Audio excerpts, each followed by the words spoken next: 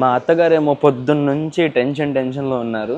Surgery అవుతుందని చెప్పేసి ఇప్పుడు వచ్చేసాం ఎయిమ్స్ హాస్పిటల్. ఇక్కడ నేను అడ్మిషన్ ఫామ్ తీసేసుకున్నాను. సో ఇప్పుడు నేను వచ్చేసాం ఇక్కడికి. మమ్మీ అయితే లోపల ఆపరేషన్ థియేటర్ రూమ్లో వెళ్ళిపోయింది. ఇది కొంచెం చూడండి, మీకు కనపడుతుంది కదా, ఆపరేషన్ థియేటర్ కాంప్లెక్స్ అని రాస్తుంది. దీని లోపల మమ్మీ వెళ్ళింది.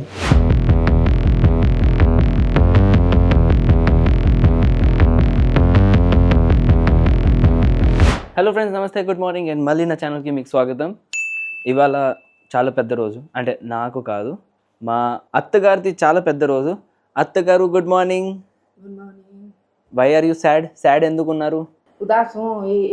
ये फिंगर का सर्जरी बता रहा है, आज जा रहे हैं, डेट है हमारा, ఓ इसलिए surgery, why for what surgery किस लिए? सर्जरी मेरे ये थंब में हाँ। पेन हो रहा है ज्यादा, हाँ, इसलिए ये लॉक हो रहा है बार बार। సో యాక్చువల్లీ మా అత్తగారికి ఈ ఫింగర్ థంబ్లో ప్రాబ్లం ఉంది. क्या हुआ दिखाई? स्ट्रेट रहता है, हाँ, ऐसे ऐसे फोल्ड करो, फोल्ड नहीं हो रहा है, नहीं हो रहा ना? ये हो रहा है, ये नहीं हो रहा है। नहीं हो रहा. సో ఇది మెయిన్ ఇక్కడ ప్రాబ్లం ఉంది. సో ఇవాళ ఇక్కడ సర్జరీ చేస్తారు డాక్టర్. సో ఎయిమ్స్ హాస్పిటల్ వెళ్తున్నాం మేము, ఇక్కడ నుంచి బయలుదేరుతాము అండ్ ఎయిమ్స్ హాస్పిటల్ వెళ్ళి సర్జరీ ఉంది. 8:30 యాక్చువల్ రమ్మన్నారు, బట్ ఇప్పుడు టైం 9 o'clock అయిపోయింది అండ్ 8:30 9 మధ్యలో రమ్మన్నారు. సో ఇప్పుడు బయలుదేరుతాం. 2 minutes జర్నీ ఇక్కడ నుంచి రీచ్ అయిపోతాం ఫాస్ట్గా. వెళ్ళే ముందు చూడండి, దేవుడికి దండం పెడుతున్నారు, పెద్ద surgery. Mummy it's okay, relax, డరో మత్, భయపడుతున్నారు పాపం. మా మమ్మీ డాడీ కూడా దండం పెడుతున్నారు చూడండి. వాళ్ళు దేవుడు అని చెప్పేసి వాళ్ళు దండం పెడుతున్నారు. మంచి అత్తగారు. మా అత్తగారేమో పొద్దున్న నుంచి టెన్షన్లో ఉన్నారు. సర్జరీ అవుతుందని చెప్పేసి కొంచెం లేట్గా లెగిసారు. మామూలుగానే ఉదయం 6 లెగిసిపోతారు, కానీ ఇవాళ ఎన్నింటి లెగిసారు తెలుసా? 7:30కి లెగిసారు. 8:30కి రమ్మన్నారంటే 7:30కి లెగిసారు. సో 1 గంట ముందు లేచారు. లేచిన తర్వాత కూడా ప్రతిసారి కూర్చొని ఆలోచిస్తున్నారు. టిఫిన్ చేయమంటే అప్పుడు కూడా నాకు చెప్తున్నారు, అయ్యా టిఫిన్ నాకు చేసే నాకు మనసులో అవ్వట్లేదు, ఎందుకంటే నాకు సర్జరీ ఉంది ఇవాళ. సో ఆ టెన్షన్తో భయంతో బ్రేక్ఫాస్ట్ కూడా చేయట్లేదు. బలవంతంగా తినిపించాను నేను.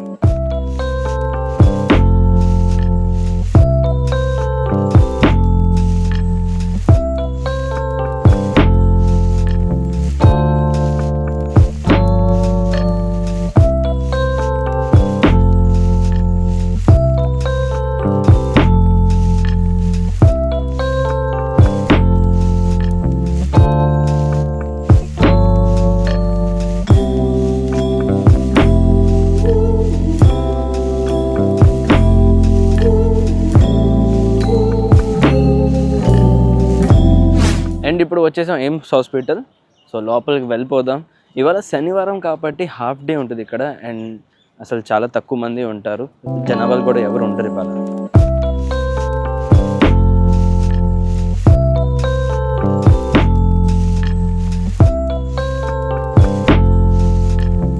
జనరల్ ఈ టైంలో ఇక్కడ అంతా రష్గా ఉంటుంది, కానీ చూడండి అసలు ఫుల్ ఖాళీగా ఉంది. ఇప్పుడు ఇక్కడ కూడా మీరు చూడొచ్చు, ఓపీడీ సెక్షన్లో అసలు లైన్ లేదు, జనరల్గా లేదంటే ఇదంతా మొత్తం లైన్స్ ఉంటాయి కౌంటర్లో, కానీ వాళ్ళ ఖాళీగా ఉంది. అండ్ ఇప్పుడు 2nd ఫ్లోర్కి వచ్చేసాము. ఇది ఆర్థోపెడిక్స్ సెక్షన్. మమ్మీ చేతికి ఆర్థోపెడిక్స్ చేయించాలి సర్జరీ, కానీ ఆర్థోపెడిక్స్లో కూడా చూస్తే ఫుల్ రష్ ఉంది. ఇవాళ సాటర్డే, శనివారం అయినా సరే ఫుల్ రష్ ఉంది. సో ఇప్పుడు ఇక్కడ నేను అడ్మిషన్ ఫామ్ తీసేసుకున్నాను, కానీ దీనికి కింద బిల్లింగ్ చేయాలి. సమ్ నామినల్ ఫీజు ఉంది, బిల్లింగ్ చేసి దాని తర్వాత 5th floor వెళ్ళి సర్జరీ అవుతుంది. అంతలో మమ్మీకి అయితే చెప్పేశాను ఇక్కడే కూర్చోమని, ఎందుకు కింద పైకి తిరగాలని.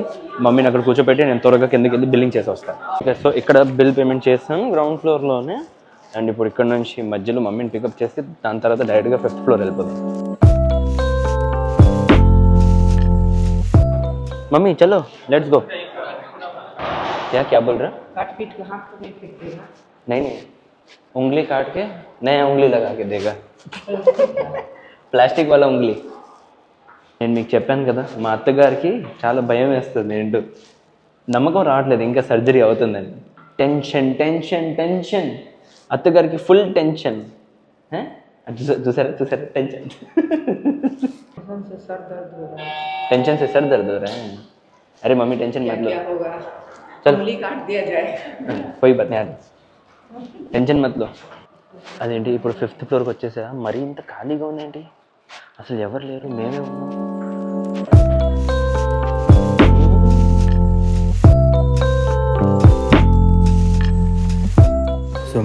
ఒక డ్రెస్ ఇచ్చారు చేంజ్ చేయమని. ఇదిగోండి మమ్మీ వచ్చేసింది, డ్రెస్ చేంజ్ చేసి పేషెంట్ డ్రెస్ వేసుకుంది.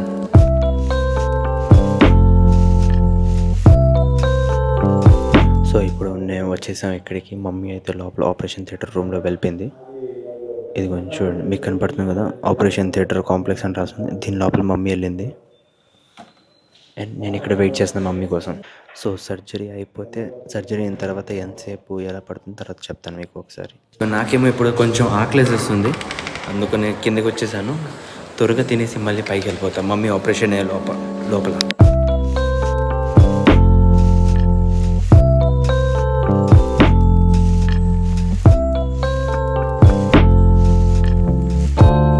యాక్చువల్గా మార్నింగ్ నేను బ్రేక్ఫాస్ట్ చేశాను, బట్ మళ్ళీ నాకు ఆకలిస్తుంది.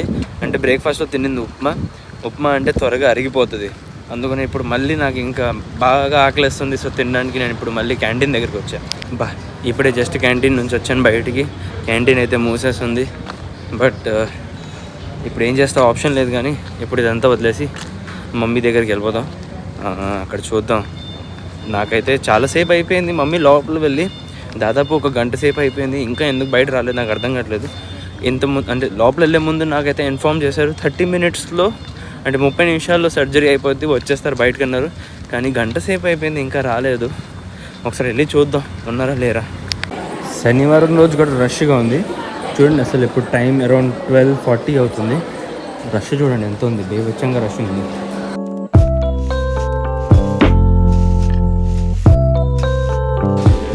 సో ఫైనల్లీ మమ్మీ వచ్చేసింది. ఇదిగోండి ఇక్కడ ఉంది, అడుగుదాం. ఇదిగోండి వేలు కూడా చూడండి, అడుగుదాం సర్జరీ ఎలా జరిగింది ఏంటనేది. అండ్ ఇప్పుడు టైం కూడా చూడండి ఎంత అయింది, 1:40. థ్యాంక్ గాడ్ ఫైనల్లీ ఆపరేషన్ అయిపోయింది మమ్మీది. అండ్ ఇదిగోండి చేయి చూడండి, దగ్గర నుండి మీకు చూపిస్తున్నాను. ఇదిగోండి వేలు కట్ చేశారు. సో గైస్ అయితే ఇప్పుడు నేను ఇంటికి వచ్చేసాను. యాక్చువల్లీ మమ్మీ అక్కడే హాస్పిటల్లో ఉన్నారు. నిషాకి ఆకలేస్తుంది, మధ్యాహ్నం టైం లేట్ అయిపోతుంది. ఇంట్లో వంట ఏం చేయలేదు ఇవాళ. నిషా ఏమో కూర్చొని వీరిని చూస్తూ ఉంటుంది. అందుకని నేను ఇంటికి వచ్చేసి భోజనం మేము తినేసాము అండ్ మమ్మీ అక్కడే ఉన్నారు. నేను చాలా టైర్డ్గా అయిపోయాను, రాత్రి అంతా పడుకోలేదు, మేల్కొని ఉన్నాను. కాబట్టి ఇప్పుడు నాకు బాగా నిద్ర వస్తుంది. సో మమ్మీ సర్జరీ గురించి చెప్పాలంటే, సర్జరీ అయిపోయింది, డిశ్చార్జ్ అవ్వాలి. డిశ్చార్జ్ అవ్వడానికి కొంచెం టైం పడుతుంది. ఇప్పుడు నిషా వెళ్తుంది మమ్మీ దగ్గరికి, నేను ఇక్కడ ఇంట్లోనే కూర్చుంటాను, వీరిని చూసుకుంటాను, అలాగే కొంచెం పవర్ నాప్ కూడా తీసుకుంటాను.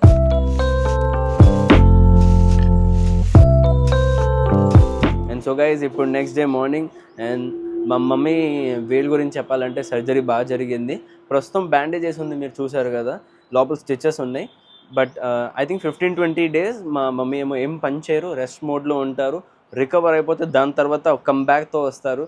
ఇప్పుడు దాకా కొంచెం కష్టపడి ఇబ్బంది ఉండి పని కూడా సరిగ్గా చేయలేకపోతున్నారు. కానీ ఇప్పటి నుంచి రికవర్ అయిన తర్వాత నుంచి బాగా పనిచేస్తారు. మొత్తం చేతి ఒకసారి సెట్ అయిపోతే దాని తర్వాత ఏ పని అయినా ఈజీగా చేసేస్తారు. అండ్ ఇంకొక విషయం ఏంటంటే ఎయిమ్స్ హాస్పిటల్ గురించి చెప్పాలనుకున్నాను. ఎయిమ్స్ హాస్పిటల్ బాగానే ఉంది, సర్వీసెస్ అన్నీ బాగానే ఇస్తున్నారు, ప్రొవైడ్ చేస్తున్నారు, సర్జరీ కూడా చేస్తున్నారు. చాలా నామినల్ ఫీజు ఛార్జ్ చేశారు, 1000 రూపీస్ చేశారు charge and 60 rupees ward charges తీసుకున్నారు.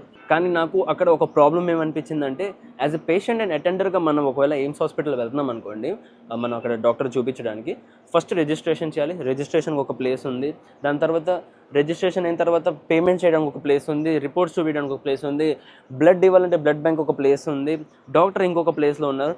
ప్రతి చోట ఒక్కొక్క ప్లేస్లో ఇచ్చారు, బాగానే ఉంది. ఇప్పుడు ఏంటంటే మనం ఫస్ట్ ఏం చేస్తాం, రిజిస్ట్రేషన్ ఒక ప్లేస్లో చేసాం, బాగానే ఉంది. మళ్ళీ నడుచుకుంటూ డాక్టర్ ఏ డాక్టర్ అటెండ్ అవ్వాలనుకున్నా ఆ డిపార్ట్మెంట్ దగ్గర వెళ్ళామంటే మళ్ళీ టోకెన్ తీసుకొని లైన్లో నుంచోవాలి. అదేంటి జస్ట్ మన టర్న్ వచ్చేంత వరకు. దాని తర్వాత మళ్ళీ కంప్యూటర్ నుంచి బిల్ తీసి డాక్టర్ దగ్గరికి వెళ్ళాలి కదా. సో రిజిస్ట్రేషన్ చేసిన మన పేరు మీద ఆ పేపర్, ఎంట్రీ పేపర్ ఉంటుంది, ఆ పేపర్ తీసుకోవాలంటే మళ్ళీ లైన్లో నుంచోవాలి. దాని తర్వాత మళ్ళీ వెయిట్ చేయాలి డాక్టర్ కోసం, డాక్టర్ దగ్గర వెళ్ళాలి, డాక్టర్ మనం చూపిస్తాం. దాని తర్వాత మళ్ళీ బయటకు వచ్చి దాని తర్వాత డాక్టర్ ఏమేమి అంటే రాసిస్తాడు మనకి. ఫర్ ఎగ్జాంపుల్ బ్లడ్ రిపోర్ట్స్ కానీ అలాంటి ఏదైనా కావాలి మనకి, సో వాళ్ళు టెస్ట్స్ అన్ని రాసిస్తారు. ఆ టెస్ట్ చూపించడానికి మళ్ళీ బయటకు వచ్చి మళ్ళీ లైన్లో నుంచోవాలి, అది ఇవ్వాలి, వాళ్ళు ఎంట్రీ చేస్తారు. అక్కడ నుంచి మళ్ళీ వెళ్ళి బ్లడ్ రిపోర్ట్ దగ్గర వెళ్తే మళ్ళీ లైన్ బిల్లింగ్ చేయాలి, బ్లడ్ టెస్ట్ కోసం బిల్లింగ్ చేసి దాని తర్వాత మళ్ళీ ఇంకొక ప్లేస్లో వెళ్ళి బ్లడ్ శాంపుల్స్ ఇవ్వాలి. సో ప్రతి చోట వేరే వేరే మనుషులు ఎంత నడుస్తారు, అంత లాంగ్ ప్రాసెస్ అని నాకు అనిపిస్తుంది.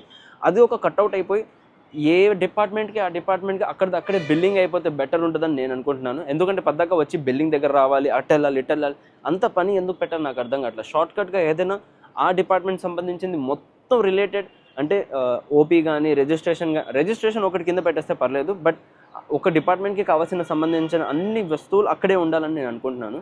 సరే బ్లడ్ కోసం ఒక చోటుకి వెళ్ళడం పర్లేదు రిపోర్ట్స్ ఇవ్వడానికి, కానీ అది కూడా బెటర్ ఆ చోట అయిపోతే బాగుంటుంది కదా నేను అనుకున్నాను. అంటే ఒక రూమ్ పెట్టేయండి పర్టికులర్గా, బ్లడ్ శాంపిల్స్ అందరూ కలెక్ట్ చేసుకుంటూ ఉంటారు, తర్వాత రిపోర్ట్స్ కోసం వేరే చోట వెళ్ళినా పర్లేదు. సో కట్ షార్ట్ అయిపోతే పని అంతా బాగుంటుందని అనుకున్నాను. యాజ్ ఎ పేషెంట్గా ఎంతమంది వెళ్తున్నారు, నేను ఎంతో మందిని చూశాను అక్కడ. చాలామంది ఎక్కడెక్కడి నుంచి వచ్చి చూపిస్తున్నారు వాళ్ళ ప్రాబ్లం ఏదైనా ఉంటే, బట్ వెళ్తే ఒక్క రోజులో పని అయ్యేంత కాదు. ఇన్ఫ్లుయెన్స్ కానీ ఏదైనా మీకు ఉంటే షార్ట్కట్గా వెళ్తే చాలా బెటర్, లేదంటే ఇరుక్కుంటారు అక్కడే. ఒక రోజులో మీ పని అయితే అవ్వదు. సో అదొక మైనస్ పాయింట్ నాకు అనిపించింది. చిన్న మైనస్ పాయింట్ కూడా కాదు, చాలా పెద్ద మైనస్ పాయింట్ అదొకటి. అదే. అండ్ సో ఇది మొత్తం ఇవాళ వ్లాగ్ గైస్. ఇవాళ వ్లాగ్ ఎక్కడ కొడుతున్నాను. As I said, please do like, share and subscribe to my channel. Thank you for watching. Take care, love you all. కొత్త రోజు కొత్త వీడియోతో ఇలాగే మళ్ళీ మనం రేపు కలుద్దాం.